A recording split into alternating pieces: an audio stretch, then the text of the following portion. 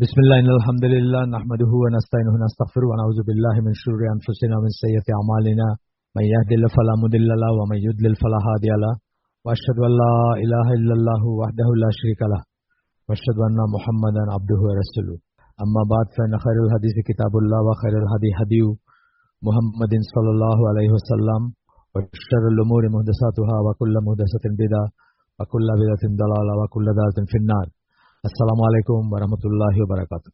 আমরা একটা বই ধরে পড়তেছি, বইটার ইংরেজি নাম হচ্ছে how to approach and understand the কোরআন।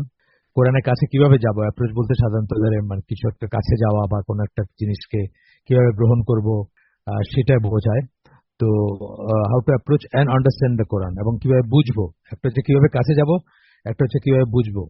আর যে চ্যাপ্টারটাতে আমরা এখন আছি এটি চতুর্থ অধ্যায় এই বইয়ের। এটা হচ্ছে পবিত্র, এইটার শিরোনাম হচ্ছে পবিত্র কোরআনের গৌণ দিকগুলোকে মুখ্য মনে করা। গৌণ মানে লেস ইম্পর্টেন্ট যেগুলা, সেগুলোকে মুখ্য মনে করা, সেগুলোকে প্রধান বা মেইন মনে করা। বর্তমান বিশ্বে অধিকাংশ মুসলিম কি দৃষ্টিতে কোরআনকে দেখে থাকেন, এটা ছিল এই এই শেষ শিরোনাম, এই অধ্যায়ের শিরোনাম। তো গতদিন যেখানে শেষ করছিলাম আমরা তারপর থেকে শুরু করব।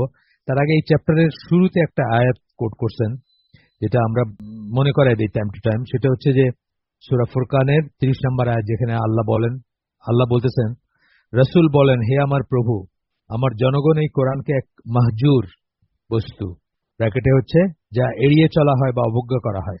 তাহলে রাসূল আল্লাহর কাছে নালিশ করতেছেন যে আমার জনগণ এই কোরআনকে এক মাহজুর বস্তু হিসাবে গ্রহণ করেছে, যেটা অবজ্ঞা করা হয়, যেটা এড়াই চলা হয়। এখন আমরা সেই সময় বসবাস করতেছি, মানে তার সময় উনি বলছেন আল্লাহ রাসূল। আর এখন তো কি অবস্থা সেটা বলার অপেক্ষা রাখে না। এই থিমটা আর কি আছে এখানে এই পুরা চ্যাপ্টারে, এই জন্য এটা একটা পড়লাম। আবার দেখবেন যে চ্যাপ্টারের শেষে গিয়ে ওনারা আবার এই একটা রিইটারেট করবেন।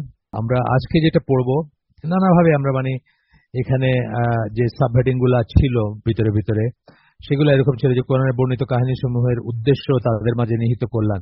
মানে এগুলো কেবল স্টোরি না, অনেক সময় আমরা এগুলো স্টোরি হিসাবে নিয়ে তারপরে অহেতুক বা অনাবশ্যক খুঁটিনাটি খোঁজ করতে শুরু করি। যে কুকুরটা ছিল কাহাফে, সূরা কাহাফের ভিতরে যে কুকুরটা গুহার ভিতর ছিল সেটার নাম কি, বা আরো এই ধরনের অনেক খুঁটিনাটি মানে আন্দাজের উপর ভিত্তি করে, বা সভ্যতা ও জ্ঞানের উৎস হিসাবে কোরআন অধ্যয়ন, সভ্যতা সম্বন্ধে যাওয়া, ইতিহাস সম্বন্ধে যাওয়া। কোরআন কোন ইতিহাসের বই না, যদিও ইতিহাসের গ্লিমসেস আছে, কিন্তু কোন ইতিহাসের বই না, এবং ক্রোনোলজি করা হয় নাই আগে পিছিয়ে বা কোনটার পরে কোনটা বা কোথায়। আপনাকে বলছি বোধহয় আমরা যে জেরুজালেম এত ইম্পর্টেন্ট একটা শহর, কোরআনে কিন্তু জেরুজালেমের নামটা একবার উচ্চারিত হয়নি। শহরটি বলছেন বা মানে পবিত্র ভূমি, পবিত্র শহর, এই ধরনের ইঙ্গিত আছে, কিন্তু জেরুজালেম নামটা নাই। এটা ওই যে আমি একটা বই ট্রান্সলেট করছিলাম, জেরুজালেম ইন দ্য কোরআন, ওই বইটা বাংলায় পবিত্র কোরআনে জেরুজালেম ট্রান্সলেট করছি আমি অনেক আগে, বাট ডিজন করছি বইটা। ডিজন বলতে মানে ওই বইয়ের যে আছে আপনার ওই বইয়ের যে থিম, সেটাতে আমি এগ্রি করি না। আমি যখন তাদেরকে কথা দিছি যে আমি ট্রান্সলেট করব, তখন আমি বইটা পড়ি নাই। পড়তে গিয়ে আমি দেখছি যে আমি অনেক কিছুর সাথে এগ্রি করি না, তখন আর সেটা মানে তাদের সাথে যে ওয়াদাটা সেটা ভঙ্গ না করে আমি শুধু অনুবাদকের ভূমিকাটা লিখে দিছি যে বইতে যে প্রপোজিশন গুলো আছে আমি তার সাথে একমত না। যাই হোক, তো এইগুলো আর কি মানে কোরআনে মানে আমরা মানে ওইটা উদ্দেশ্য না, মানে ইতিহাস শিক্ষা দেওয়া উদ্দেশ্য না, একটা ক্রোনোলজি বা কোনটার পরে কোনটা, এইগুলো উদ্দেশ্য না। এগুলো আমরা মনে রাখবো। বৈজ্ঞানিক বিষয় শনাক্ত করার জন্য কোরআন পড়া, এটাও Quran is not a book of science, যদিও সায়েন্টিফিক অনেক কিছু আছে, কিন্তু আমরা এটা মনে রাখবো সবসময় যে কোরআন মেইনই কি, হুদাল্লিল মুত্তাকিন আল্লাযিনা ইউমিনুনা বিল গায়বি ওয়া ইউকিমুনাস সালাতা ওয়া মিম্মা রাযাকনাহুম ইউনফিকুন। কাদের জন্য হুদা কাদের জন্য? কখনো নাস বলছেন আল্লাহ অন্য জায়গায়, বাট এখানে বলছেন কি মুত্তাকিদের জন্য হুদা বা হিদায়া গ্রন্থ, যা দিক নির্দেশনা, পথ নির্দেশনার গ্রন্থ।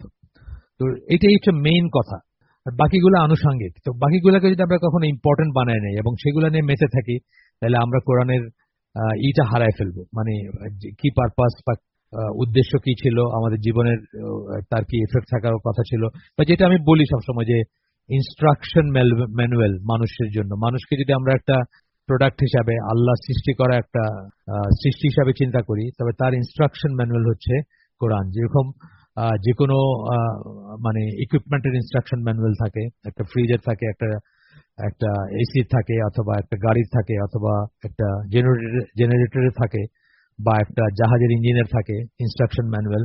সেই ইঞ্জিনের কি করে যত্ন নিতে হবে, কি করে কিসে তার ভালো কিসে তার মন্দ, কেমন তার মেনটেনেন্স ইত্যাদি সব যেমন থাকে, তেমনি আমাদের বেলায় তাই আছে। কিসে কিসে আমাদের ভালো, কি করলে আমরা ভালো থাকবো, কি করে আমরা সুস্থ থাকবো মনের দিক দিয়ে শরীরের দিক দিয়ে, সবকিছু এইগুলো কথা আসছে বারবার।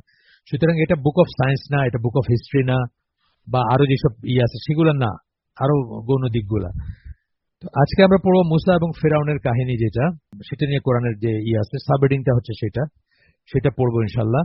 তো আমরা কি দেখি মুসার জীবন থেকে, আমরা কি দেখি যে আল্লাহ যখন কোনো কিছুকে সংরক্ষণ করতে বা নিরাপত্তা দান করতে চান, তখন মানুষের কোনো প্রচেষ্টা বা ষড়যন্ত্র তার সে পরিকল্পনাকে নস্যাৎ করতে পারে না। আল্লাহ যখন চাবেন কোন একটা কজকে, কোন একটা পার্সনকে বা কোন একটা ব্যাপারকে যখন চাবেন যে এটা টিকে থাকবে, সূরা সফে এবং আরো একটা জায়গায় আরো কোন একটা সূরা আছে, আমি ভুলে গেছি ওটার নাম, সূরা সফের 8 নম্বর আয়াতে আছে না যে তারা ফু দিয়ে আল্লাহর বাতি নিভাই দিতে চাবে, কিন্তু আল্লাহ তার বাতিকে প্রজ্বলিত রাখবেন বা তার আলোকে প্রজ্বলিত রাখবেন, যদিও কাফেররা ওয়ালাউ কারিহাল কাফিরুন, তাই না, মানে তারা যদিও মানে অপছন্দ করবে জিনিসটা, বা মুশরিকরা চাইবে না, তবু আল্লাহ তার দিনের বাতি প্রজ্বলিত রাখবেন বা দিনের আলো প্রজ্বলিত রাখবেন। তো এরকমই আর কি, যে ব্যাপারগুলো আল্লাহ চান যে এটা হবেই, তার ইচ্ছা সেগুলা কেউ সেগুলার কোনো ক্ষতি করতে পারবে না বা সেগুলাকে নষ্ট করতে পারবে না। মুসার লাইফটাতে বলতেছেন যে মুসাকে ফেরাউনের সৈন্যরা যখন ইসরায়েলি গোত্রগুলির সব পুত্র সন্তান হত্যা করছিল, ইসরায়েলি গোত্র, মুসা তো ইসরায়েলি গোত্রের ছিলেন, তখন তাদের হাত থেকে মুসার মা তার শিশুকে রক্ষা করার জন্য নদীতে ভাসিয়ে দিয়েছিলেন। তো এই ঘটনায় আমরা সেটাই দেখতে পাই যে আল্লাহ যখন, এবং কিভাবে আল্লাহ আবার তার মায়ের কাছে তাকে ফিরায় দিলেন, তার মাকে তারা চুজ করলো তাকে পালার জন্য, ইত্যাদি ইত্যাদি গল্পগুলা যেগুলো আছে। সূরা কাসাসের 7 নম্বর আয়াত কোট করতেছেন এখানে। এবং আমরা মুসার মাকে অনুপ্রাণিত করলাম, আওহাইনা, যে কোরআনে একটা টার্ম আছে না আওহাইনা, সেটা বলতেছেন আর কি, মানে অনুপ্রাণিত করলাম মানে ওয়াহি, তাকে ওয়াহি দ্বারা অনুপ্রাণিত করলাম বা ওয়াহি নাজিল করে, ইন্সপায়ার্ড বলে যেহেতু ইংরেজিতে, সেই জন্য আমরা আর কি অনুপ্রাণিত কথাটা ইউজ করছি, কিন্তু আসলে এটা ওয়াহি দ্বারা তাকে জানাইলাম বা তাকে বললাম। তো কি বলছিলেন আল্লাহ, তাকে কি বলছিলেন, তাকে স্তন্য দান করো, দুধ খাও, কিন্তু যখন তাকে নিয়ে ভয় পাবে, অর্থাৎ ওরা ধরে নিয়ে যাবে বা ওরা মেরে ফেলবে, এরকম ভয় যখন আসবে, তখন তাকে নদীতে ভাসিয়ে দাও এবং ভয় পেও না বা দুঃখও করো না, নিশ্চয়ই আমরা তাকে তোমার কাছে ফিরিয়ে দেব এবং সে আমাদের রাসূলগণের মাঝে একজন হবে। এই যে ব্যাপারটা, মানে আল্লাহ চাইছেন এটা হবে, এটা কেউ আটকাইতে পারবে না। এরকম আরো দেখছি আমরা, আরো অনেক অনেক কিছু আমরা দেখি এরকম, যে যখন আল্লাহ একটা জিনিস চাবেন আর তাই হওয়ার কথা, মানে এটা মানে এটা নিয়ে কথা বলার দরকার নেই। কারণ আল্লাহকে যদি আমরা সত্যি এমন ভাবে বিশ্বাস করি যেমন বিশ্বাস করা উচিত, তাহলে আমরা কি জানি, জাস্ট আল্লাহ কিছু ইচ্ছা হলে শুধু বলবেন হওয়া এবং সেটা হয়ে যায়, তার কোনো এফোর্টের ব্যাপার নেই। মানুষের যেমন এফোর্টের ব্যাপার, আমরা অনেক সময় আল্লাহকে মানুষের মতো চিন্তা করি, এই জন্য একটা বেশ আনলাইকলি জিনিস, হালাল জিনিস বাট একটু আনলাইকলি জিনিস চাইতে আমরা একটু সংকোচ করি, এটা চাবো আল্লাহর কাছে। আল্লাহর কাছে চাইতে কোনো সমস্যা নাই, কারণ আল্লাহর কাছে মানে কোনো জিনিসই বড় না এবং কোনো জিনিসই ছোট না। একজন বলছেন খুব সুন্দর করে, আপনার ওনার নাম বোধহয় আমি আপনাদেরকে বলছি আগে, সুইস কনভার্টেড মুসলিম ছিলেন, একটু সুফি ইনক্লিনেশন ছিল বোধহয়, মানে মেইনস্ট্রিম বা আলোচনা জামার ইসে আকিদা মানহাজের উপর দৃঢ়ভাবে প্রতিষ্ঠিত ছিলেন না, সুফি সুফি ভাব ছিল।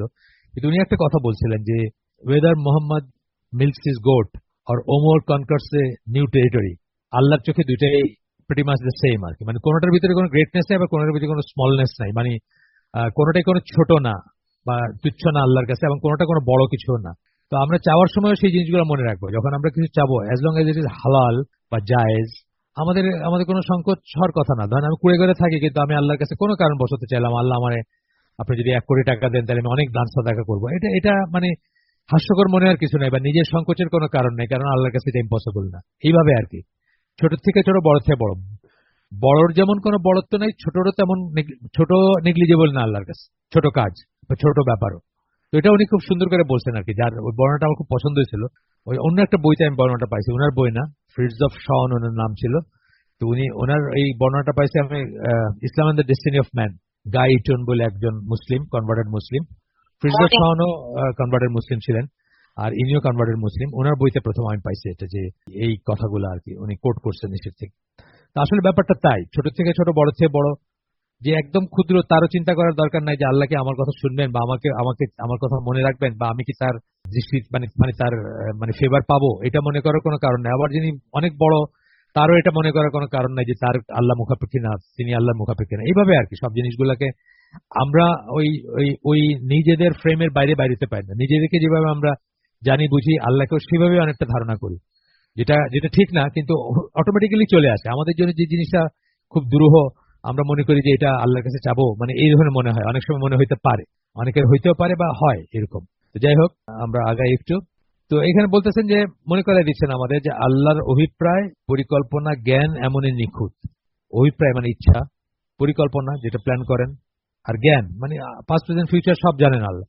সুতরাং কোন জায়গাতে কোন জিনিসটা ফিট করবে কিভাবে, মানে সেটাই নিখুঁত আর কি বলতেছে। যাই হোক, এটাও বলার কিছু না, কিন্তু জাস্ট মনে করায় দেওয়া আমাদের, এটা অবাক হওয়ারও কিছু নাই, তবুও মনে করায় দেওয়া আমাদের। আচ্ছা, এরপরে দ্বিতীয় পয়েন্টটা বলতেছেন, মুসার কাহিনী থেকে আরো যে ব্যাপারটি যে কেউ উপলব্ধি করবে তা হচ্ছে এই যে, দুষ্ট শক্তিকে আপাত দৃষ্টিতে যতই ক্ষমতাধর মনে হোক না কেন, অনেকটা আজ যেমন পরাশক্তি বলা হয়ে থাকে, আজকাল আমরা মনে করি না যে এই যে পরাশক্তি আমেরিকা, তার সাথে কিভাবে কেউ পারবে, অথবা চায়না, অথবা যাদেরই পরাশক্তি বলি আমরা, পরাশক্তি বলতে যাদের বোঝাই, তারা যখন আমাদের মতো গরিব দেশগুলোকে চোখ রাঙায়, অথবা টার্মস ডিকটেট করে, অথবা মানে ডেভাস্টেটিং একটা করে, মানে পাকিস্তানের পারভেজ মুশারফকে আমেরিকা ধমক দিয়েছিল যে স্টোন এজে পাঠায় দিবে বুশ, এই ভয়ে সে পারভেজ মুশারফ অনেক কিছু ছাড় দিয়ে আমেরিকার পায়ে পড়ছিল। তো এই যে ভয়গুলা, এই ভয়গুলা দেখেন তালেবানের মতো, মানে আফগানিস্তানে লিটারেলি গাধায় চড়ে তারা এখন, লিটারেলি তারা গাধায় চড়ে। আপনি দেখবেন আফগানিস্তানে এখনো দেখবেন গাধার পিঠে আছে, হাতে একটা বন্দুক আছে, তারা নাস্তানাবুদ করে দিচ্ছে না। তো সেটা আর কি, যে আমরা অনেক সময় পরাশক্তি গুলাকে বা তখনকার ফেরাউনকে মনেই হইতে পারে যে তার সামনে কি করে দাঁড়াবো, তাকে কি করে ফেস করব, তাকে কি করে মোকাবেলা করব, কিন্তু সেটা কোনো ব্যাপার না। এই শিক্ষাটা আমরা মুসার ইসির থেকে পাই। দুষ্ট শক্তিকে আপাত দৃষ্টিকে যতই ক্ষমতাদের মনে হোক না কেন, অনেকটা আজ যেমন পরাশক্তি বলা হয়ে থাকে, যেগুলো সুপার পাওয়ার, সেগুলোর কথা বলতেছেন, এমন একটা সময় আসবে যখন তাদের ধ্বংস নামবে এবং তারা নিশ্চিহ্ন হয়ে যাবে, আসলে কোনো ট্রেসই থাকবে না। আপনি দেখেন, ব্রিটেনের কথাই ধরেন, সূর্য অস্ত যাইতো না তাদের সাম্রাজ্যে, আজকে কি ব্রিটেন বলেন, মানে নাম কাওয়াজতে পাওয়ার আর কি। তাও কি ওই অ্যাংলোফোন আর ফ্র্যাঙ্কোফোন দুইটা কথা আছে না, মানে ইংলিশ স্পিকিং ওয়ার্ল্ডটা তাদেরকে ইম্পর্টেন্স দেওয়া জিয়ায় রাখছে, মেইনলি আমেরিকা। মানে আমেরিকার যত অপকর্ম আছে সবকিছুতে কিন্তু ব্রিটেন অলওয়েজই তার সাথে ছিল বা থাকবে। মানে এইটা মানে I scratch your back, you scratch mine, এটা এই ধরনের একটা ব্যাপারের মাধ্যমে টিকে আছে।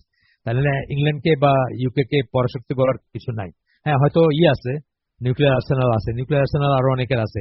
ইসরায়েলের 200টা ওয়ারহেড আছে, ইসরায়েলের 200টা অ্যাটম বোম আছে, মানে অথচ ডিক্লেয়ার্ড একটাও নাই। ডিক্লেয়ার মানে অফিসিয়ালি তারা নিউক্লিয়ার পাওয়ারও না, কেউ তাদেরকে বলে না বা তারা স্বীকারও করে না, কিন্তু তাদের 200টা সবাই জানে, তাদের 200 ওয়ারহেড আছে, যেটা enough to destroy the whole world, মানে কয়েকবার সারা পৃথিবীকে ধ্বংস করতে পারে তারা। তো যাই হোক, তো সেটাতে ভয়ের কোনো কারণ নাই, বা সেটাকে ওই এটা থেকে আমরা পাই যে সেটা, কিন্তু তারপরেও কিন্তু সাইজেবল, আপনি যখন কারো এগেনস্টে যুদ্ধ করতে যাব, যুদ্ধ ঘোষণা করব, তখন কিন্তু বুঝতে হবে যে আমার মোটামুটি ভাবে কিছু শর্ত আছে। প্রকাশ্য আমির থাকবে, আমির ঢাল হিসাবে কাজ করবে তার মানুষের এবং সেনাবাহিনীর, এবং তার এনাফ থাকবে, ক্ষমতা থাকবে, শক্তি থাকবে। মিনিং, আপনার সূরা আনফলের আয়াতে দেখবেন এক সময় ছিল যে 10 জন কাফেরের এগেন্সে একজন মুসলিম যদি যুদ্ধক্ষেত্রে থাকে, তবুও সে পৃষ্ঠ প্রদর্শন করতে পারবে না বা সেখান থেকে সে পালাতে পারবে না, এটা এক সময় ছিল। তারপরে আল্লাহ এটা সহজ করে দিলেন সূরা আনফলের একটা আয়াতে, বললেন যে 2:1, মানে 2 জন কাফেরের এগেন্সে একজন মুসলিম থাকলে সে তথাপি তাদেরকে ফেস করবে ও পালায় যাবে না যুদ্ধক্ষেত্র থেকে। তো এই এই যে রিসেন্ট যে জিনিসটা চলতেছে প্যালেস্টাইনের, আমাদের তাদের জন্য সহমর্মিতা আছে, যারা পারতেছেন তারা যথাসাধ্য সাহায্য করতেছেন, কিন্তু এগুলো সবই খুব অপ্রতুল, তাই না? মানে আমরা কি সাহায্য করতে পারবো? এগুলা কারা করতে পারতো? যারা, যাদের রাষ্ট্রপ্রধান, যারা রাষ্ট্রগুলা করতে পারতো, রাষ্ট্রীয় পর্যায়ে করতে পারতো, তাই না? আমাদের এগুলো মানে জাস্ট সমুদ্রে বৃষ্টির পানির মতো আর কি, যাই আপনি দিবেন বা যা করবেন। দোয়াটা of course weapons of the believers, যে বইটা আছে সেখানে দোয়াটা এক ধরনের অস্ত্র মুসলিমের জন্য, অসহায় মানুষের অস্ত্র, সেটা করতে পারেন। কিন্তু আসলে তো কোনো ম্যাচ না, মানে হামাসের সাথে ইসরায়েল তো কোনো ম্যাচ না। সো মিনিমাম তো ধরা নেই। প্লাস এই যে মানুষ অলরেডি 7,000-8,000 মানুষ বোধহয় মারা গেছে অলরেডি, নিরীহ মানুষ, এগুলো সব চিন্তার ব্যাপার আছে বা ছিল। যাই হোক, দোয়া করবেন, টাকা পয়সা দেওয়ার থাকলে দিবেন, প্রপার জায়গায় দিবেন। আমাদের গ্রুপে আমরা ওই যে একটা দিছি, আলবেনিয়ার একটা দাতা সংস্থা বেলাল ফিলিস্তি থেকে এন্ডোর্স করছেন, সেটার দিছি আমরা আমাদের সত্য সন্ধানী এবং কন্যা যায় জননী গ্রুপগুলোতে দিছি। তো যদি চান বাইরে যারা আছেন বিশেষ করে, মানে 100 পাউন্ডের প্যাকেজ আর কি তাদের, 100 পাউন্ডে একটা প্যাকেট বা একটা সেটাতে অনেক কিছু থাকবে অবশ্যই। তো সেটা 100 পাউন্ড করে আপনারা যারা বাইরে আছেন তারা চাইলে দিতে পারেন। এটা একটা সুন্দর হয়, মানে দান হয়। এবং বেলাল ফিরিজ যেহেতু এন্ডোর্স করছেন, আমি আশা করতেছি যে এটা সিকিউরড বা এটা কোনো নাই। আর প্যালেস্টাইন এমবাসিতে বাংলাদেশে দিতে পারেন আপনারা, সেটা নিয়ে একটা প্রশ্নবোধক চিহ্ন আছে। বিকজ প্যালেস্টাইন এমবাসি তো আসলে ওয়েস্ট ব্যাংক যেটাকে আমরা বলি বা পশ্চিম তীর যেটাকে বলি, সেখানে তাদের সিট অফ পাওয়ার, এবং সেখান থেকে গাজার কিন্তু কমিউনিকেশন খুব ডিফিকাল্ট। তারপরেও প্যালেস্টাইনরা উপকৃত হবে, সেই হিসাবে দিতে পারেন, কোনো সমস্যা নাই। সেটা বিকাশ থেকে দিতে পারেন আপনারা। বিকাশের যারা বিকাশ ইউজ করেন, আমি বলতেছি না যে এই জন্য বিকাশ নেন, আমি কিন্তু বিকাশ নাই আমার, আমি আগেই বলে নিলাম আমি বিকাশ নাই এবং আমি চাই না যে আমার থাকুক। কিন্তু যারা বাধ্য হয়ে বিকাশ ইউজ করেন বা যাদের আছে, তারা সেটা ইউজ করতে পারেন। ওখানে ডোনেশন বলে একটা অপশন আছে, সেখানে গিয়ে প্যালেস্টাইনিয়ান এমবাসি এই হিসেবে আপনারা চাইলে দান করতে পারেন। যাই হোক, এটা মানে জাস্ট কথা প্রসঙ্গে চলে আসলো। এরপরে বলতেছেন যে ফেরাউনের কথা বলতেছে। ফেরাউন যখন শেষ পর্যন্ত তখন তার সেই শৌর্য বীর্য, তার কি বলবো, তার ফুটানি কিছুই ছিল না, সব ধ্বংস হয়ে গেছিল আর কি। সেটা বলতেছেন এখানে সূরা যুখরুফ 43 নম্বর সূরা 54, 55, 56 তিনটা আয়াত কোট করতেছেন এই জায়গায়। প্রথমে বলতেছেন এভাবেই সে বলতে ফেরাউন, এভাবেই সে তার জনগণকে বোকা বানিয়েছিল এবং ভুল পথে পরিচালিত করেছিল এবং তারা তাকে মান্য করেছিল। এটা দেখবেন হিটলার বলেন, স্ট্যালিন বলেন, যাদেরকে একসময় তাদের জনগণ সম্মোহিত হয়ে, মানে হিপনোটাইজ হয়ে তাদের হাতে অফুরন্ত ক্ষমতা দিয়ে দিছে এবং তারা তারপরে তাদেরকে ভুল পথে পরিচালিত করছে এবং হত্যাযজ্ঞ, মৃত্যু বা কেয়ামত নিয়ে আসছে তাদের উপরে। এরকম অনেক আছে হিস্ট্রিতে। জোসেফ স্ট্যালিন একজন, অ্যাডলফ হিটলার একজন, আরো আছে, আপনার এখনকার যুগেও আছে। যেটা বলতেছেন যে তারা তাকে মান্য করেছিল। হিটলারকেও দেখেন কি মান্য করছিল জার্মান রেস যারা, বা স্ট্যালিনকে, বা এই জন্য যাদের কথাই বলবেন, মাও সেতুং বা আরো আছে, আরো অনেক ছিল এরকম রক্ষক, তারপরে একসময় ভক্ষক হয়ে যায়। নিশ্চয়ই তারা ছিল এক দুষ্ট জনগোষ্ঠী। কাদের কথা বলতেছেন? ফেরাউনের যে জনগোষ্ঠী, তাদের কথা। তাই তারা যখন আমাদের ক্রোধের সঞ্চার করলো, আমরা তাদের শাস্তি দিলাম এবং সবাইকে ডুবিয়ে মারলাম। আল্লাহর ক্রোধের একটা লিমিট আছে, তাই না? আল্লাহ কিন্তু যদি ইনস্ট্যান্ট একটা দোষ করার সাথে সাথে আমাদেরকে শাস্তি দিতেন, তাহলে কেউ আর দুনিয়ার বুকে কেউ থাকতো না। মানে একটা অবকাশ দেন আল্লাহ, সবাইকে দেন, কাফের মুশরিককে দেন, মুসলিমদের দেন। মুসলিমদের হয়তো একটু ক্ষমার চোখে দেখবেন বেশি, কারণ আমরা জানি রহমান রহিম দুটো নামের ভিতর তফাৎ আছে। রহিম নামটা হচ্ছে শুধুমাত্র বিশ্বাসীদের জন্য আল্লাহর যে দয়া, সেখানে হয়তো ছাড়টা একটু বেশি হতে পারে, কিন্তু শাস্তিদের সাথে সাথে আসে না। কিন্তু যখন আপনি লাইন ক্রস করবেন, লিমিট ক্রস করলেন, তখন যেটা আসবে সেটা ইরিভার্সিবল হয়। সেখানে আমরা আগেই বলছি একদিন, বা আমার একটা লেকচারও আছে এটা নিয়ে, ওই ইসের ভিতরে আছে আপনার যে ডিস্টার্বার্স অফ দ্য হার্ট, ইবনুল জাওজির যে বই, সেই বইয়ের উপরে 5টা বা 6টা লেকচার আছে, সেখানে আছে কথাগুলো। আল্লাহর ক্রোধকে আমরা মানুষের ক্রোধের মতো মনে করি, এখানেও আমাদের ভুল আর কি। আমাদের ক্রোধগুলো কেমন, যেমন ধরেন একটা মা তার ছেলের উপর রাগ করছে খুব, ছেলে যখন এসে পা জড়াই দিচ্ছে, তারপরে মুখের দিকে তাকায়, তার সব রাগ পানি হয়ে গেছে।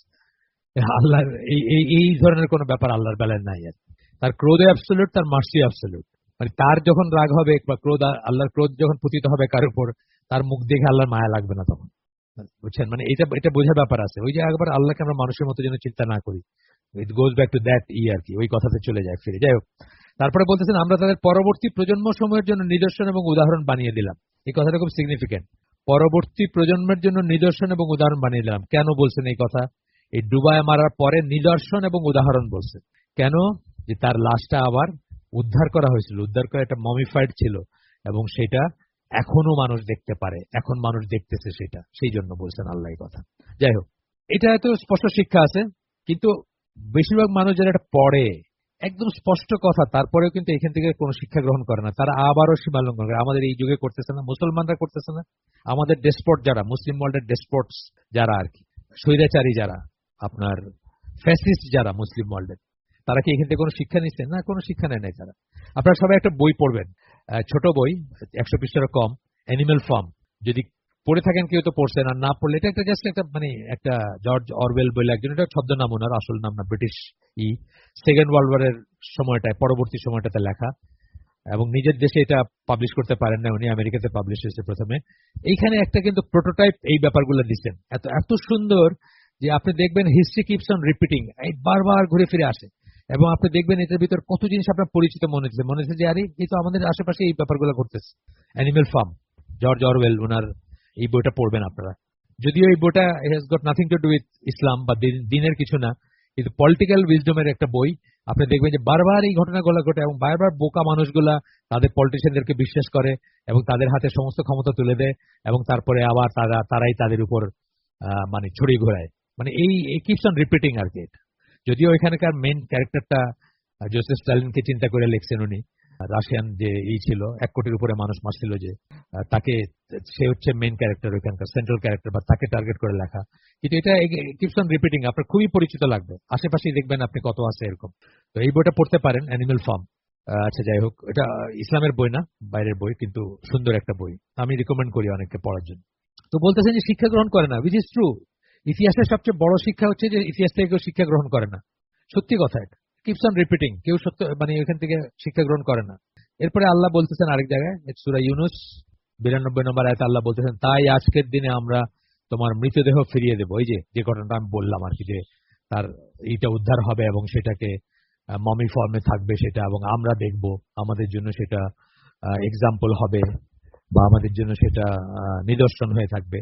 তাই আজকের দিনে আমরা তোমার মৃতদেহ ফিরিয়ে দেব, অর্থাৎ সমুদ্র থেকে ফেরাউনের মৃতদেহ উদ্ধার হতে দেওয়া হবে ব্র্যাকেটে, যেন পরবর্তীদের জন্য তুমি এক নিদর্শন হয়ে থাকো, যেন পরবর্তীদের জন্য তুমি একটা নিদর্শন হয়ে থাকো। আর নিশ্চয়ই মানবকুলের ভিতর অনেকেই আমাদের নিদর্শন সমূহতে শিক্ষা গ্রহণ করে না। আল্লাহই বলে দিচ্ছেন যে এইসব দেখে আমরা শিক্ষা গ্রহণ করি না। এখানে একটা জিনিস ইমানদারদের জন্য খুব চমৎকার একটা জিনিস আছে এই আয়াতের ভিতরে। এই আয়াত যখন নাজিল হচ্ছে তখন অ্যাক্রস রেড সি কিন্তু পিরামিডের ভিতরে এই ফেরাউনের লাশ আল্লাহ সংরক্ষণ করতেছেন, কিন্তু আল্লাহ রাসূল সে সম্বন্ধে জানতেন না, বা আরবরা সে সম্বন্ধে জানতো না। 1800 সামথিং এ এটা এক্সকেভেটেড হয়েছে, তারপরে পাওয়া গেছে, এবং তারপরে থেকে আর কি মানে কনফার্মেশন তো আসছে যে 80s মরিস বুকাইলি ফ্রান্সে নিয়ে গেলেন, ওই লবণাক্ত পানিযুক্ত ফেরাউনের লাশ ওইখানে টেস্ট করা হলো, তারপরে উনি সার্টিফাই করলেন যে এটা হচ্ছে সেই ফেরাউন যাকে সমুদ্রে ডুবায় মারা হয়েছে। যাই হোক, মানে এটা আমাদের বুক ফুলে যাওয়ার কথা, কারণ আল্লাহ রাসূল জানতেন না, মানে আরবরা এই সম্বন্ধে কিছুই জানতো না, যে আরবরা কেন দুনিয়াই জানতো না যে ওইখানে আছে আপনার পিরামিড আছে এবং পিরামিডের ভিতরে লাশ সংরক্ষিত আছে মমি ফর্মে, এটা কেউ জানতো না তখন। গেল। এরপরে বলতেছেন যে এই মুসা ফেরাউনের কাহিনী যেটা, যদি এটা কেউ আত্মস্থ করে ঠিক মতো, সে তখন কি ইমানের প্রভাব সম্বন্ধে শিক্ষা লাভ করবে। আরেকটা জায়গায় যাচ্ছেন, ওই দুইটা বিষয় আবার বলছেন, ইমানের কি প্রভাব হয় মানুষের উপরে। মানুষ যখন সত্যিকার ইমানের স্বাদ গ্রহণ করে বা ইমান লাভ করে, তখন তার ভিতর কি চেঞ্জ আসে, কি সাংঘাতিক চেঞ্জ আসে সেটা বলতেছেন। এটা তখন তার আর কিছুই তোয়াক্কা করে না। যেমন ওই সময়কার জাদুকর গুলা, তারা যখন বুঝলো যে এটা জাদু না, তারা ফেরাউনের কথায় কেন আসছিল, সমবেত হয়েছিল, দুনিয়াবি বা পার্থিব কোন একটা লাভ হইতো। ফেরাউন তাদেরকে হয়তো একাধিক ছিল, তারা একটা দল ছিল, তাদেরকে হয়তো পুরস্কৃত করতো, তাই না? সেই লোভে আসছিল তারা। কিন্তু তাদের ভিতরে যখন ইমান ঢুকলো, তারা যখন বুঝলো যে মুসার মোজেজা যেটা, সেটা তাদের যে জাদু সেটা এক জিনিস না, তখন কি হলো, তারাই সবচেয়ে সলিড ইমানের অধিকারী হইলো, এবং ফেরাউন তাদেরকে থ্রেট দিয়ে তাদের হাত পা কেটেও তাদেরকে চেঞ্জ করতে পারলো না। এই কথা বলতেছে না, ফেরাউনের সামনেই সত্যের পক্ষ গ্রহণ করলো এবং আল্লাহর উদ্দেশ্যে সেজদায় অবনত হলো। এই আয়াতগুলো আসতেছে আপনার সূরা তাহা 70, 71, 72, 73, 74, 75। বড় একটু আমরা পড়ি, তারপরে কোরআনের আয়াত, লস নাই। এটা হচ্ছে, অতঃপর জাদুকরেরা সিজদায় অবনত হলো এবং বলল, আমরা হারুন ও মুসার প্রতিপালকের প্রতি ঈমান আনলাম। ফিরআউন বলল, কি, আমি তোমাদের অনুমতি দেওয়ার আগেই তোমরা মুসার উপর বিশ্বাস স্থাপন করলে? অর্থাৎ সেটা তাকে নিজেকে গড ক্লেম করছিল, মানে তুমি যে ঈমান আনবা তাতে তো আমার পারমিশন লাগবে। দেখেন কত বড় অধ্যত্ত তার, এবং কত বড়। এবং আজকেও ঠিক এই জিনিসটা আছে। এই যে বুশ সেপ্টেম্বর 11 পরে কি বলছে, either you are with them or you are with me. মানুষের কোনো আলাদা সত্তা থাকতে পারে না, আইদার সে টেরোরিস্ট, নাইলে সে বুশের সাথে থাকতে হবে, থার্ড পার্টি হতে পারবে না মানুষ। একই ধরনের কথা বলছে, সিমিলার কথা। এইরকম ফেরাউন যুগে যুগে আসবে। এখন দেখছি সেই তোমাদের প্রধান, সে তোমাদের জাদু শিক্ষা দিয়েছে, মানে আমি তোমাদের আসছিলাম তাদেরকে ডিফিট করার জন্য, অথচ এখন দেখতেছি সেই তোমাদের লিডার, সেই তোমাদেরকে জাদু শিক্ষা দিচ্ছে। নাউজুবিল্লাহ, সেটা তো না। সুতরাং আমি অবশ্যই তোমাদের বিপরীত দিকের পা ও হাত কেটে নেব, এবং আমি অবশ্যই তোমাদের খেজুর গাছের কাণ্ডে শুলবিদ্ধ করব। মানে লাইফ থ্রেট, এবং তাই করছিল সে। এবং তোমরা নিশ্চয়ই জানতে পারবে যে আমাদের মধ্যে কার শাস্তি কঠোরতর এবং অধিকতর স্থায়ী। মৃত্যুর ভয় দেখায়, যুগে যুগে মানুষ তাই করছে। এই যে বুশ কি বলছে, পারভেজ মুশারফ কি বলছে, স্টোনে যে পাঠায় দিবে, মানে কি? মানে এমন বোম্বিং করবে পাকিস্তানে, এমন মিসাইল মারবে পাকিস্তানে যে স্টোনে যে প্রস্তর যুগে চলে যাবে, অর্থাৎ সবকিছু মাটিতে মিশাই দিবে। এই থ্রেটই তো করছে, এটাই করে ফেরাউনরা সবসময় এইভাবেই থ্রেট করে। তারা বলল আমাদের কাছে যে স্পষ্ট নিদর্শন এসেছে তার উপর এবং যিনি আমাদের সৃষ্টি করেছেন তার উপর আমরা কিছুতেই তোমাকে প্রাধান্য দেব না। দেখেন, যখন ইমান ঢুকে গেছে তখন কি ডিফায়েন্স আসছে, কি সাহস আসছে, কি স্পিরিট আসছে। সুতরাং তুমি যা করতে চাও করো, তুমি করবা, যা করার করো, মানে আমাদের হাত পা কাটবা, বলছো কাটো, সমস্যা নাই কোনো। তুমি তো কেবল এই পার্থিব জীবনের উপর কর্তৃত্ব করতে পারো, জীবনটার উপর করতে পারো। জীবনটা শেষ হয়ে গেলে আর কোনো সমস্যা নাই, শেষ। আমরা আমাদের প্রতিপালকের উপর ঈমান এনেছি। তারা বুঝছেন যে মুসার এটা জাদু না, এবং তারা তাদের মুসার সাপটা জাদুর সাপ না আর কি। আমরা আমাদের প্রতিপালকের উপর ঈমান এনেছি যাতে তিনি আমাদের অপরাধ এবং তুমি আমাদের যে জাদু প্রয়োগ করতে বাধ্য করেছো সেটা ক্ষমা করেন। মানে আমাদের যত অপরাধ আছে সেটা, এবং তুমি যে আমাদের জাদু দেখানোর জন্য নিয়ে আসছিলাম এবং আমরা সেটা করছিলাম সেটা ক্ষমা করেন। অর্থাৎ জাদুটা যে একটা হারাম জিনিস, একটা লাইন ক্রস করা, আপনি জানেন তো, মানে জাদু টোনা এগুলাতে বিশ্বাস করা এবং এগুলাতে রিসোর্ট করা, তন্ত্রমন্ত্র যেগুলো আছে, বান মারা আছে না, অনেক কিছু আছে, মানে সাথে সাথে কাফের হয়ে যায় মানুষ, মুশরিক হয়ে যায়, কাফের হয়ে যায়। এবং শয়তান এগুলা মানুষকে প্রমিস করে যে তুমি যদি এটা করো তাহলে আমি তোমাকে এটা দিব। এই যখনই মানুষ সেটাতে মানলো বা সেটাতে সেই ট্র্যাপে পা দিল, সেই মান হারায় ফেলে, সে কাফের হয়ে যায় তখন। যাতে তিনি আমাদের অপরাধ এবং তুমি আমাদের যে জাদু প্রয়োগ করতে বাধ্য করেছো সেটা ক্ষমা করেন। আর আল্লাহ হচ্ছেন শ্রেষ্ঠ ও স্থায়ী। আল্লাহ হচ্ছেন শ্রেষ্ঠ এবং স্থায়ী। যে তার প্রতিপালকের কাছে অপরাধী হয়ে হাজির হবে তার জন্য তো রয়েছে জাহান্নাম, সেখানে সে মরবেও না, বেঁচেও যাবে না। মানে আমরা যেন, এখানে কি বলতেছেন, প্রতিপালকের সামনে যখন উপস্থিত হব আমরা যেন অপরাধী হিসাবে না যাই। যদি কেউ যায় তার পরিণতি হচ্ছে জাহান্নাম, সে বাঁচবেও না, সেখানে সে মরবেও না, বাঁচবেও না। এবং যারা সৎকর্ম করে মুমিন অবস্থায় তার কাছে তার কাছে উপস্থিত হবে সৎকর্ম করার ফলশ্রুতিতে যারা মুমিন অবস্থায় আল্লাহর কাছে উপস্থিত হবে তাদের জন্য রয়েছে সমুচ্চ মর্যাদা। এই যে শেষ অংশটা পড়লাম, এই অংশটা বুঝছিলেন সাহাবীরা এত ভালোভাবে, যে জন্য একজন পুরুষ এবং একজন মহিলা সাহাবী আছে যে তারা উভয়ে জিনা করার পরে নিজেরা আল্লাহ রাসূলের কাছে আসছেন, আলাদা আলাদা কেস, আলাদা আলাদা ব্যাপার, এবং এসে মৃত্যুদণ্ড কার্যকর করা হোক, রজম, তাদেরকে পাথর বর্ষণে মৃত্যুদণ্ড দেওয়া হোক, সেটা তারা নিজেরা চাইছিলেন। কেন? তারা আল্লাহর সামনে অপরাধী হিসেবে দাঁড়াইতে চান না কিয়ামতের দিন। সেই জন্য যা এইখানে যেটা সেটেল করা সম্ভব সেটা এইখানে সেটেল করে যাবেন, তারা নিষ্পাপ অবস্থায় আল্লাহর সামনে দাঁড়াবেন, সেই জন্য তারা এটা অপ্ট করছিলেন। আমরা অনেকেই কিন্তু ঠিক উল্টাটা করব, কোনো মতে আচ্ছা দেখা যাবে, কিয়ামতের দিন কিয়ামতে কি এটা কিয়ামতে দেখা যাবে, এখন ঠিক মতো জীবনটা এনজয় করে নি, তাই না? এটাই হয়তো আমাদের মতো মানুষের জন্য স্বাভাবিক, আমাদের যে ইমানের লেভেল, আমাদের যে, কিন্তু ব্যাপারটা সাহাবীদের জন্য ওইরকম ছিল যেটা এখানে বলছেন, এই আয়াতে যেটা বলা হয়েছে। এরপরে বলতেছেন যে কিয়ামত পর্যন্ত যারা যারা এই বই মানে কোরআন পড়বে, যারা আল্লাহ সেই বইতে মানে কোরআনে তাদের গল্প লিপিবদ্ধ করেছেন। এ ব্যাপারে ইবনে আব্বাস রাদিয়াল্লাহু আনহু যেমনটা বলেন, সকালে যারা জাদুঘর ছিল বিকাল হতে হতে তারা ধার্মিক শহীদে পরিণত হলো। ইবনে আব্বাস বলছেন, এটা তাফসীর ইবনে কাসির থেকে এই করছেন, ওইখান থেকে এই করছেন, কোট করছেন এটা। তো এটা একটা বোঝার ব্যাপার যে মানে মানুষের ঈমান যখন, এমন মানুষ আছে যখন তারা উপলব্ধি করে যে তারা এখনো আছে, তখনও ছিল এখনো আছে, যে এটাই সত্যি, আল্লাহর দিন সত্যি, আল্লাহর কথা সত্যি, তখন তারা তাদেরকে আর কিছু দিয়ে করা যায় না। বিশেষ করে কনভার্টেড মুসলিমদের ভিতর দেখবেন অনেকেই আছে এরকম, যে এখনো আছে। এই যে কয়েকদিন আগে আমরা একটা গ্রুপে শরীফা কার্লো বলে একজন মহিলার করছে, এটা প্রায় 20-25 বছর আগে আমি ওনার গল্প পড়ছি। ওনাকে রিক্রুটই করছিল যারা পাওয়ারফুল, ওনার সমস্ত খরচ বহন করবে, কিন্তু পড়াশোনা করে উনি কি করবেন, মুসলিম মহিলাদের ভিতরে ইসলাম ধ্বংস করার দাওয়াতি কাজ করবেন, তাদেরকে আলোকিত করবেন, তাদেরকে প্রোগ্রেসিভ করবেন, তাদেরকে ঘর থেকে বের করবেন, তাদেরকে গান বাজনা, নাচ গান ইত্যাদির ভিতরে ইন্ডালজ করবেন, যাতে তারা ঈমান হারায় ফেলে।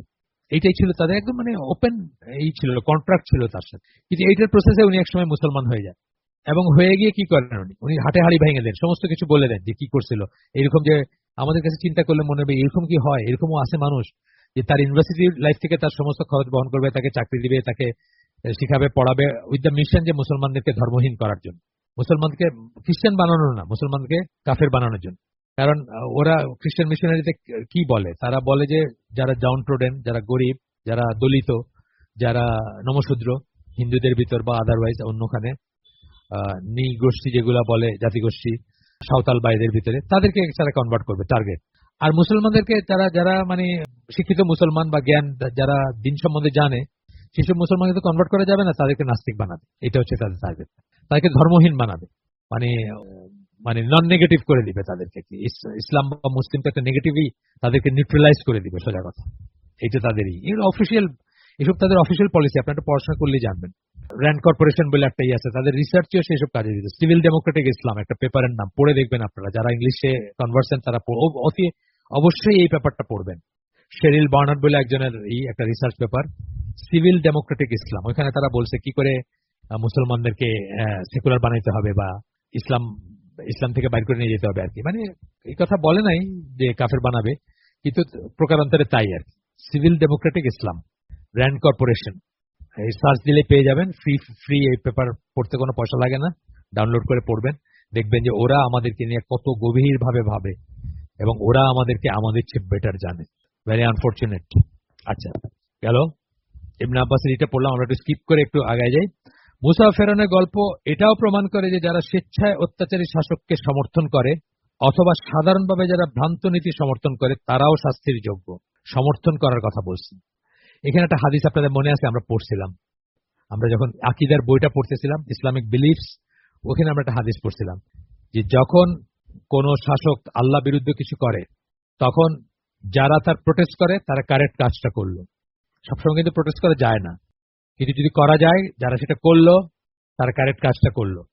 যারা সেটার সাথে বাহবা দেয় বা সেটার সাথে হাত মিলায়, অনেক চামচারা হাত মিলায় না বাংলাদেশেও, যখন একটা ইসলাম বিরুদ্ধে ল পাশ করতে যাচ্ছে বা পাশ করে, তখন দেখবেন অনেক চামচারা এটাকে বাহবা দিতে থাকে, তারা ধ্বংস হয়ে গেল। আল্লাহ বলতেছে যারা প্রতিবাদ করলো তারা কারেক্ট কাজটা করলো, যারা এটার সাথে হাত মিলাইলো তারা ধ্বংস হয়ে গেল। আর যারা মনে মনে ঘৃণা করলো, প্রতিবাদ করতে পারলো না, তারা বেঁচে গেল। উচিত কাজটা করে নাই কিন্তু শাস্তির থেকে বেঁচে গেল, কারণ তারা মনে মনেও প্রকাশকে পারে নাই বলে মনে মনে ঘৃণা করছে। কিন্তু যারা স্বেচ্ছায় অত্যাচারী শাসককে সমর্থন করে অথবা সাধারণভাবে ভ্রান্ত নীতি সমর্থন করে তারাও শাস্তির যোগ্য। কেন বলতেছেন এই কথা? কারণ ফেরাউনের সাথে তার বাহিনীকে তো ডুবায় মারছেন আল্লাহ। ফেরাউনকে শুধু একা মারেন নাই, তার সাথে যারা ছিল তাদেরকেও মারছেন। তাদের পাপ কি? তাদের পাপ হচ্ছে এগুলা, যে স্বেচ্ছায় অত্যাচারী শাসককে সমর্থন করছে এবং ভ্রান্ত নীতি সমর্থন করছে। সেই জন্য সূরা কাসাস 40 নম্বর আয়াত আবার কোট করতেছেন। মুসার কাহিনীগুলা এইসব এসে আসছে মেইনলি আপনার সূরা কাসাস, সূরা শুআরা, সূরা তাহা, এগুলোতে আসছে বেশি বেশি আর কি। আরো অন্য জায়গায় ছড়াই ছিটায় আছে, বাট এই তিনটা সূরাতে, সূরা কাহাফ, এই তিন চারটা সূরাতে একদম মানে ঠাসা আর কি। বাকি অন্যান্য জায়গায় আসছে, সব সব সব গল্প সবখানে আসেনি, ও আরাফেও আছে, কোথাও একটু আছে, কোথাও অন্য একটু আছে, এরকম আছে আর কি। সূরা আরাফেও আমার যতদূর মনে পড়ে আসছে তাদের কাহিনী, if I am not wrong. আচ্ছা, এখন সূরা কাসাসে 40 নম্বর আয়াত কোট করতেছেন এখানে, তাই আমরা তাকে এবং তার সেনাবাহিনীকে পাকড়াও করলাম এবং তাদের সবাইকে আমরা সমুদ্রে নিক্ষেপ করলাম, ব্র্যাকেটে, এবং ডুবিয়ে মারলাম। তাই লক্ষ্য করো জুলুমকারীদের শেষ পরিণতি কি হয়েছিল। এইটা থেকেই দলিল আসলো যে আমরা যদি অন্যায় জেনেও কাউকে সমর্থন করি অথবা তাকে বাহবা দেই বা তার সাথে তার অন্যায় কাজগুলোতে যুক্ত হই, তাহলে কিন্তু আমাদেরও জন্য খুব খারাপ পরিণতি অপেক্ষা করবে বা করতেছে। আমাকে অনেকে জিজ্ঞেস করেন যে বাংলাদেশের সরকারি চাকরি করা জায়েজ কিনা। আমি বললে হ্যাঁ, বেসিক্যালি জায়েজ। কাজটা কি তার উপরে? এটা দলিল আসছে কি, ইউসুফ আলাইহিস সালাম তো কাফের মুশরিকের চাকরি করছেন, তাই না? তার একটা মিনিস্ট্রির ইনচার্জ ছিলেন, কিন্তু সেই কাজটা ইটসেলফ হালাল ছিল। সেটা কিন্তু মূর্তি সংরক্ষণের মিনিস্ট্রি ছিল না, এটা কি ছিল? ট্রেজারি টাইপের ব্যাপার ছিল। ধান পান বা যাই বলে গম, খাদ্যদ্রব্য ইত্যাদির, মানে ফাইন্যান্স বা ওই ধরনের ইকোনমিক ব্যাপার স্যাপার বা ট্রেজারি, এইসবের ব্যাপার ছিল, হারাম জিনিস ছিল না। আজও বাংলাদেশের বেলাও সেম। বাংলাদেশেও দেয়ার আর জবস যেগুলো হারাম, অন্য জব আছে যেগুলো হারাম না। আপনি যদি বেসিক্যালি হালাল একটা জবে থাকেন, আপনি বাংলাদেশে চাকরি করতে পারেন, গভর্নমেন্টে চাকরি করতে পারেন। এর বাই এক্সটেনশন এটা অনেক কিছুর বেলায় প্রযোজ্য। অনেকে অনেক কিছুর ব্যাপারে জিজ্ঞেস করেন, সেইখানে আসবে যে আপনি এখন মূর্তি সংরক্ষণের মিনিস্ট্রি আছে কিনা বাংলাদেশে আমি জানি না, তো মূর্তি তো আছে যত্রতত্র, এটা তো সত্যি কথা। সেরকম যদি কোনো মিনিস্ট্রি থেকে থাকে বাংলাদেশে, তো সেটার ইনচার্জ হলে তো অবশ্যই হারাম হবে কাজটা। কিন্তু ধরেন আপনার এগ্রিকালচার মন্ত্রণালয় বা এগ্রিকালচার ডিপার্টমেন্টে আপনি একটা চাকরি করেন, আপনি ধান গবেষণা ইনস্টিটিউটে ধান নিয়ে গবেষণা করেন, কি করে ফলন বাড়ানো যায়। হ্যাঁ, ইয়েস, এটা জায়েজ, অফকোর্স, এটা চাকরি করা জায়েজ আপনার জন্য, আপনার বেতনও জায়েজ। এরপরে বলতেছেন একটা গল্পের বই পড়তে গেলে মানুষের যে মনোভাব থাকে সেই মনোভাব নিয়ে কেউ যদি কোরআনের গল্পগুলো পড়েন অথবা কোরআনে যা উল্লেখ করা হয়নি গল্পগুলোর এমন খুঁটিনাটি বিষয় নিয়ে কেউ যদি গবেষণায় আত্মনিয়োগ করেন তবে তিনি এগুলি থেকে সত্যিকার ফল লাভে ব্যর্থ হবেন। প্রথমে ওই যে বললেন এতগুলো গল্প আমরা পড়লাম, মুসার গল্পটাই পড়লাম, তাই আমরা কি গল্প পড়ার জন্য পড়ছি? এটা না, গল্প পড়ার জন্য পড়িনি আমরা। গল্প বই, গল্প বলে বললাম তো, উইথ দ্য এক্সেপশন অফ সূরা ইউসুফ আর কোন জায়গায় কন্টিনিউয়াস নারেশন নাই, শুধু সূরা ইউসুফে কন্টিনিউয়াস নারেশন আছে, মানে একটানা ঘটনাটা বলে গেছেন আল্লাহ। তো অন্যগুলো তো বিটস এন্ড পিসেস আছে, এখানে কিছু আছে, ওখানে কিছু, ওখানে কিছু, আগে কোনটা পরে সেটাও অনেক সময় আপনি নির্ধারণ করতে পারবেন না, ওটার জন্য আপনার অন্য সোর্সের কাছে যাইতে হবে। সুতরাং গল্পের বই যে মুড নিয়ে আমরা পড়ি সেই মুড নিয়ে আমরা কোরআনের কাছে অবশ্যই যাব না। এবং খুঁটিনাটি, যেমন ধরেন আপনি এখন আল্লাহ জেরুজালেমের নাম বলেন নাই, এখন আপনি গবেষণা করতে শুরু করেন কেন বললেন না আল্লাহ, কি উইজডম আছে এটার ভিতরে, বা কি মানে কেন বললেন না, চাইলে কি আল্লাহ জানতেন না জেরুজালেমের নাম, নজবিল্লাহ, আরেকটা কিছু আপনার মনে হইলো এবং সেটা নিয়ে আপনি গবেষণায় ওইখানে জীবনটা কাটাই দিলেন। এটা আমি অনেক সময় বলি যে মানে একটা উদাহরণ দেই আমি, যে আপনি ঢাকা থেকে চিটং যাচ্ছেন, আখাউড়াতে ট্রেনটা থামছে, আপনার মেইন শুরু করছেন জার্নি ঢাকা থেকে, আপনার ডেস্টিনেশন কি আখাউড়, এই চিটগাং, রাস্তায় কি জার্নি ব্রেক, একটু আধা ঘন্টা বা 15 মিনিট আছে, স্টেশনে থামবে।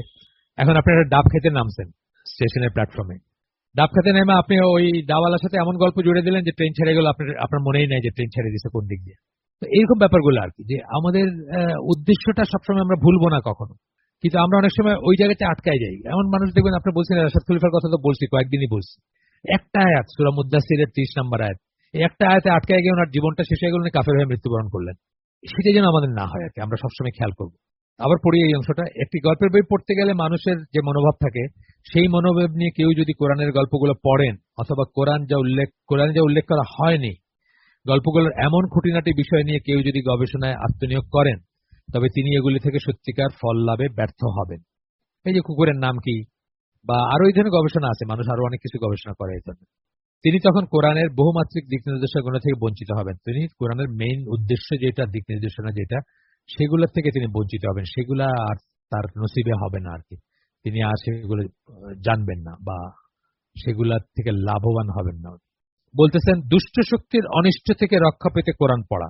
কোরআন তো শিফা, অন্তরের শিফা, শরীরের রোগেরও শিফা, এবং জিন থেকে বা দুষ্ট শক্তি অপশক্তি থেকে বাঁচার ব্যাপারেও কোরআনে আয়াত আছে, তিলাওয়াত আছে, বা পার্টিকুলার আয়াত আছে, পার্টিকুলার মানে সূরা আছে, অথবা সূরা ফালাক নাস যেমন, বা এই ধরনের আয়াতুল কুরসি বা আরো আছে, যাই হোক, সেগুলা কিন্তু আমরা অস্বীকার করি না যে সেগুলা আছে বা সেগুলা ভেরি মাচ রিয়েল, সেগুলো অস্বীকার করতেছি না আমরা। বাট শুধু এইটার জন্যই আপনি কোরআন শিখলেন। দেয়ার আর পিপুল যারা এখানেই আটকায় থাকে, যারা এইসব ঝাড়ফুঁক করে বা এইসব নিয়ে তাদের জীবন কেটে যেতেছে, তারা কিন্তু গোটা কোরআনটা আর একবার এতে যে মানে হুদা বা এটা যে দিক নির্দেশনা, এতে যে জীবনের জন্য আল্লাহ করছে, সেটার ক্ষেত্রে তারা কিন্তু আর দাঁত বসাইতে পারে না, বা সেখান থেকে কোনো মানে কোনো শিক্ষা নিতে পারে না জীবনে, ওইটুকুর ভিতরে আটকে থাকে। আপনি দেখবেন যারা কবিরাজ আছে বা আছে নজবিল্লা, তারা তো হালাল হারাম মিলায় করে, কিন্তু যারা শুদ্ধ হইলেও শুদ্ধ তরিকায় যদি কেউ যদি এখানে আটকায় থাকে যে সে রুকিয়া করবে আর রুকিয়াতে পয়সা ইনকাম করবে আর মানুষকে জিন ভূত ছাড়াবে, বা ভূত কথাটা চলে আসে জিনের সাথে, যদিও ভূতে আর কনসেপ্ট আমরা বিশ্বাস করি না, জিনের কথাই বলতেছি আর কি, জিন ভূতটা একসাথে চলে আসে অনেক সময় কথার ভিতরে। তো শুধু সেটাই করতেছে, আছে না মানুষ এরকম সারা জীবন শুধু এটাই করে যাচ্ছে, সেটা যেন আমরা সেখানে যেন না আটকে যাই। কোরআনের কিছু নির্দিষ্ট অংশ একজন মুসলিমকে নানাবিধ অনিষ্ট থেকে রক্ষা করতে সক্ষম, এগুলো আমরা হাদিস থেকে পাই বা এগুলো সাহাবীর থেকে পাই। যেমন শয়তান, আবু হুরায়রা রাদিয়াল্লাহু আনহু বর্ণনায় বুখারীর একটা হাদিস আছে, উনি ওই খেজুরের স্টোরের ইনচার্জ ছিলেন, তো ওইখান থেকে খেজুর চুরি করছে শয়তান, একদিন ধরে ফেলছেন উনি। তো তারপরে তাকে শিখাই দিতেছে শয়তান তাকে শিখাচ্ছে, তুমি যখন শুতে যাবে তখন আয়াতুল কুরসির আল্লাহু লা ইলাহা ইল্লাহু আল হাইয়ুল কাইয়ুম থেকে আয়াতটি শেষ পর্যন্ত পাঠ করবে, মানে আয়াতুল কুরসিটা পড়বা। তুমি যদি তা করো তবে আল্লাহর তরফ থেকে একজন রক্ষক এসে তোমাকে সকাল পর্যন্ত শয়তানদের থেকে রক্ষা করবে। তুমি যদি সেটা পড়ো শোয়ার আগে, তাহলে সকাল পর্যন্ত শয়তানদের কাছ থেকে রক্ষা করবে, এটা বলছে তাকে। তখন উনি নবীর কাছে রিপোর্ট করছে যে আমাকে এরকম বললো। পরবর্তীতে উনি তার শয়তান বুঝেন নাই, বা উনি হয়তো তাকে শয়তান বুঝেন নাই, কিন্তু পরে বুঝছেন, নবীর সাথে আলোচনা করার পরে বুঝছেন। পরবর্তীতে নবী আবু হুরায়রাকে বলেছিলেন, সে ব্র্যাকেটে ওই শয়তান তোমাকে সত্যি কথাই বলেছে, যদিও সে একজন মিথ্যুক। এটা কিন্তু একটা দলিল কিসের, যে সত্যি কথা যদি শয়তানের মুখে উচ্চারিত হয় সেটা সত্যিই থাকে এবং সেটা গ্রহণ করতে হবে বা গ্রহণ করা উচিত। আর এখান থেকে আমরা একটা প্রপোজিশন বলি, সত্য দিয়ে মানুষকে বিচার করবেন, মানুষ দিয়ে সত্য না। এটা কিন্তু খুব ইম্পর্টেন্ট একটা উসুল বা প্রিন্সিপাল আর কি, যে একজন মানুষ যা বলবে সব সত্য, এইটা আমরা কখনোই ধরে নিব না এক্সেপ্ট আল্লাহ রাসূল সাল্লাল্লাহু আলাইহি ওয়াসাল্লাম। কিন্তু একজন মানুষ ঠিক কিনা সেটা আমরা সত্য দিয়ে তাকে বিচার করব। আমরা যদি দেখি যে সে 100টা কথা বলে 100টার ভিতরে 100টাই সত্য, অথবা 99টা সত্য আর একটা যেটা সেটা মিথ্যা না, সেটা তার ভুল, সে স্বীকার করে এবং সাথে সাথে সে তওবা করে, বা সে বলছে যে ও আচ্ছা আমি তো জানতাম না, সরি আমি ভুল করছি। এটা করে মানুষ করে, কিন্তু অনেক সময় আমরা দেখছি না যে এর আগে যে বইটা আমরা পড়ছি সুন্নাহর কর্তৃত্ব ও গুরুত্ব, যে হালাকাটা এর আগে আমাদের সিরিজ ছিল, সেখানে আমরা কি দেখছি যে ওমর রাদিয়াল্লাহু আনহুর মতো বড় সাহাবী, তিনিও অনেক হাদিস জানতেন না। তাকে যখন কেউ বলছে যে এটা তো নবী এভাবে বলছেন, সাথে সাথে উনি মেনে নিচ্ছেন, বলছে ও আচ্ছা আমার ভুল হয়েছে, ঠিক আছে ফ্রম নাও অনওয়ার্ড এরকম হবে। সেটা ঠিক আছে। তো যাই হোক, আমরা সত্য দিয়ে মানুষ বিচার করব, মানুষ দিয়ে সত্য বিচার করবো না, এটা একটা উসুল আর কি। যাই হোক, এরপরে একটা হাদিস আসতেছে, আল্লাহ রাসূল বলেন, মুসলিমের হাদিস এটা, তোমাদের বাসস্থানগুলো কবরে পরিণত করো না। কবরে পরিণত করা মানে কি, সেখানে নামাজ, তেলাওয়াত এগুলা এগুলো বিবর্জিত যেন না হয়। কবর যেরকম শুনশান, কোন রকম অ্যাক্টিভিটি নাই আমাদের কাছে, সেরকম যেন না হয়। নিশ্চয়ই যে ঘরে বাকারা তিলাওয়াত করা হয় সেখান থেকে শয়তান পালায়। আরেকটা জিনিস জানলাম আমরা, বাকারা হচ্ছে যেখানে যে ঘরে তেলাওয়াত করা হয় সেখানে শয়তান পালায় সেখান থেকে। আপনারা সকাল সন্ধ্যা বাকারা পড়ার চেষ্টা করবেন, যতটুকু পারেন চেষ্টা করবেন পড়তে। যাদের মুখস্থ আছে তারা মুখস্থ পড়লেন, যাদের মুখস্থ নাই যতটুকু আছে বা দেখে পড়লেন, তেলাওয়াত করলেন। এটা একটা প্রোটেকশন এগেইনস্ট শয়তান বা জিন, ডেভিলস যেগুলোকে আমরা বলি। মুসলিমের হাদিস এগুলো কেন কোট করতেছেন, এগুলো কোট করতেছেন দিজ আর মানে ট্রু, বা এগুলা ঠিকই আছে, মানে এই কোরআনের এই ধরনের যে ব্যাপার আছে, কিন্তু এইগুলাই সব না, এইটাই মুখ্য উদ্দেশ্য না কোরআন নাজিল করার, বা এইগুলা নিয়ে জীবন কাটাই দিলাম সেটা যেন না হয়, বা এইগুলার প্রয়োজনে আমরা শুধু কোরআনের কাছে যাই, অন্য কোনো কারণে যাই না, সেটা যেন না করি আমরা। কোরআন আসলে আরো অনেক বড় একটা অনিষ্ট থেকে আমাদের রক্ষা করার জন্য নাজিল হয়েছে। কি অনিষ্ট সেটা? আমরা জাহান্নাম থেকে রক্ষা করার জন্য, আমরা যদি জাহান্নামী না হই সেটার জন্য কোরআন নাজিল হয়েছে। অনেক বড় অনিষ্ট সেটা। সবচেয়ে বড় অনিষ্ট কি? আমাদের একটা উদ্দেশ্য, সারা জীবনের সবকিছুকে একত্র করে একটা উদ্দেশ্য বা লক্ষ্য যদি আমরা বলি, মানে আলটিমেট গোল আমাদের লাইফের কি? জান্নাতি হওয়া, তাই না? যে কোনো মূল্যে জাহান্নাম থেকে বাঁচা এবং জান্নাতি হওয়া, একটা মাত্র গোল যদি আমরা বলি, সারা জীবনের সবকিছু সামারি। আর একটা মাত্র জিনিস থেকে যদি বেঁচে থাকার কথা বলি, যে ক্ষতি আমরা কিছুতেই একসেপ্ট করতে পারি না, যেটা কোনো প্রপোজিশন না, যেটা কোনো সম্ভাবনা না আমাদের মনে, সেটা কি? জাহান্নামী হওয়া। তাহলে কোরআন শীতের থেকে বাঁচাইতে আসছে আমাদের। এই অনিষ্টগুলা আমার মাথা ব্যথা করে, অসময় মাথা ব্যথা করে। হইতে পারে আমাকে কেউ আমার উপর কোনো জিনের আসর আছে বা কেউ জাদু করছে, এগুলো অনেক মাইনর, মানে ইন কম্প্যারিজন টু জাহান্নাম বা জাহান্নামের যে এটা, সেটার জন্য আসছে কোরআন। সেই অনিষ্ট হচ্ছে জাহান্নামের আগুন। কিন্তু কেউ যতক্ষণ না বিশ্বস্ততার সাথে কোরআনে বিশ্বাস করে এবং সেটাকে জীবনে প্রয়োগ না করে, দুইটা কথা বললেন, বিশ্বাস করতে হবে, প্রতিটি অক্ষরে বিশ্বাস করতে হবে। আমাদের ভিতর অনেক মানুষ আছে যারা কোরআনের ব্যাপারগুলাতে বিশ্বাস করে না, খানিকটা বিশ্বাস করে, খানিকটা বিশ্বাস করে না। বহু মানুষ আছে, বা সংশয় বোধ করে, এটা কি এরকম কি হয় নাকি, বা এটা কি এরকম নাকি, সংশয় বোধ করে অনেক মানুষ আছে। তার ভিলিতে কোলায় না, তার মানে মস্তিষ্কে কোলায় না দেখে সংশয় বোধ করে। সংশয় বা সন্দেহ একমাত্র ঔষধ হচ্ছে জ্ঞান অর্জন করা। আগে বলছি, আবার বললাম, যদি আপনাদের কারো ভিতর থেকে থাকে যে ব্যাপারটা আছে সেটা নিয়ে জ্ঞান অর্জন করবেন। আমি আশা করি, দোয়া করি নাই আপনাদের ভিতরে, কিন্তু তারপরে যদি থাকে, বা এমনকি কৌতূহল উদ্দীপক যদি কোনো থাকে, সেটারও এলাজ বা সেটারও ওষুধ হচ্ছে জ্ঞান অর্জন করা। জ্ঞান অর্জন করার চেষ্টা করবেন, ইনশাআল্লাহ সেটা থেকে যাবে। তো বলতেছেন, যতক্ষণ না বিশ্বস্ততার সাথে বিশ্বাস করা এবং সেটাকে সঠিকভাবে জীবনে প্রয়োগ না করে, একটা বিশ্বাস করতে হবে প্রতিটি অক্ষরে, আর তারপরে কি করতে হবে? সঠিকভাবে জীবনে প্রয়োগ করতে হবে। ততক্ষণ সেটা কাউকে জাহান্নামের আগুন থেকে রক্ষা করবে না। তা নাইলে ওই লাভটা হইল না। সবচেয়ে বড় যে ক্ষতিটা অ্যাভয়েড করার জন্য কোরআন নাজিল হয়েছিল, সেই ক্ষতিটা আপনি অ্যাভয়েড করতে পারলেন না যদি এই দুইটা কাজ না হয় আপনার, এই দুইটা ব্যাপার যদি না থাকে। একটা হলো সঠিকভাবে বিশ্বাস করতে হবে, মানে পরিপূর্ণ বিশ্বাস থাকতে হবে, বিশ্বস্ততা সহকারে বিশ্বাস করবেন, আপনি সিনসিয়ারলি বিশ্বাস করেন, এবং 2 নম্বর হচ্ছে জীবনে প্রয়োগ করেন। যদি না করেন তাহলে ওই ক্ষতির থেকে কোরআন আপনাকে বাঁচাবে না বা বাঁচাতে পারবে না, বাঁচাইলো না, কাজে লাগলো না আপনার। আবার কেউ যদি একখানা কোরআন হাতে নিয়ে কিছু অংশ পড়ে নিয়ে ভাবে যে তা তাকে জীবনের কিছু কিছু অনিষ্ট থেকে রক্ষা করবে, যেমন যারা রুকিয়া করে বা রুকিয়ার স্বর্ণাপন্ন হয় তারা মনে করে যদি, এবং তার দৃষ্টি যদি এই গৌণ বৈশিষ্ট্যের গণ্ডি ছাড়িয়ে দেখতে ব্যর্থ হয়, যারা এটাকে প্রফেশন হিসাবে নিচ্ছেন অথবা যারা এটাতেই মেতে থাকেন তারা, তাদের কথা আসতেছে, এবং সে যদি কোরআনকে সঠিকভাবে বুঝতে ও জীবনে সঠিকভাবে প্রয়োগ করতে ব্যর্থ হয়, তাহলে সে আসলে কোরআন কি তাই বুঝতে ব্যর্থ হবে। সে বুঝলোই না কোরআন কি, কোরআন কি, কেন কেন আল্লাহ নাজিল করছেন সেটা বুঝলোই না। এই জন্যই বইটার নাম how to approach and understand the Quran. একটা হচ্ছে অ্যাপ্রোচ, একটা হচ্ছে আন্ডারস্ট্যান্ড। তো আমাদের আয়োজন আমরা আজকে এখানে শেষ করে দিব।